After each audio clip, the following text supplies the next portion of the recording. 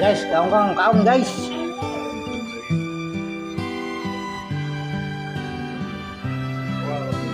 Itlog.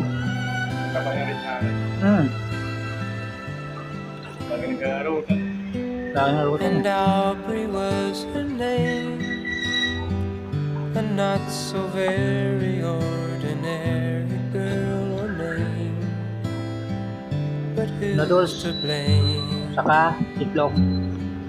Okay na. for a love that wouldn't bloom, Patuloy ng buhay.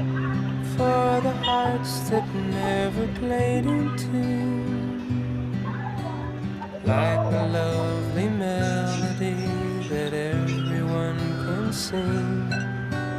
Take away the words that rhyme, it doesn't mean a thing.